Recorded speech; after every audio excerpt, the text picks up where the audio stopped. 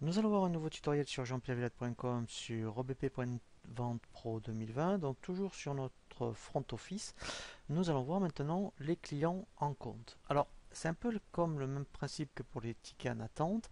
Donc là c'est intéressant, c'est par exemple vous avez des clients qui viennent régulièrement, à un moment donné vous leur proposez d'ouvrir un compte.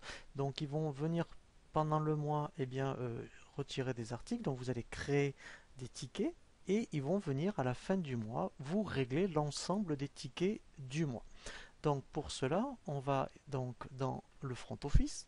Donc ici, je vais choisir mon client que j'ai créé en compte.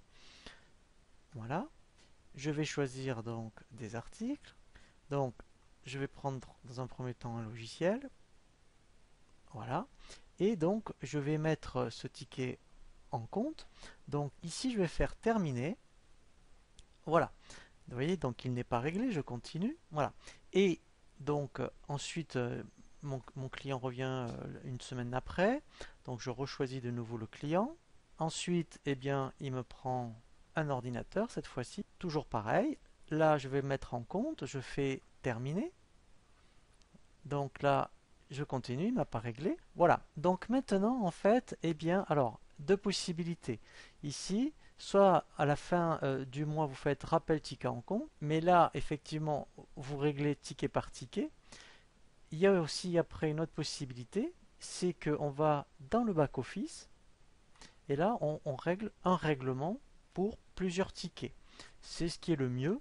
Donc là, je suis dans le back-office, je vais dans ticket.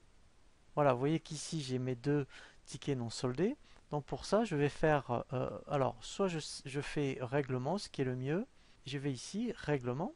Je vais faire nouveau règlement.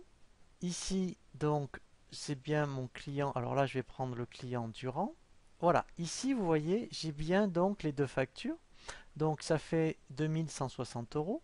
Donc là, il me règle. Alors, il pourrait très bien me régler par carte bleue ou par chèque.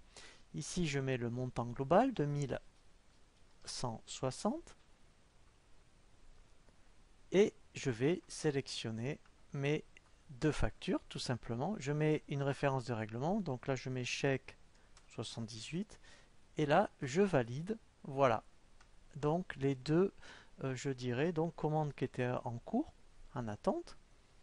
Voilà, donc c'est une autre façon, hein, on jongle entre le front office et le back office.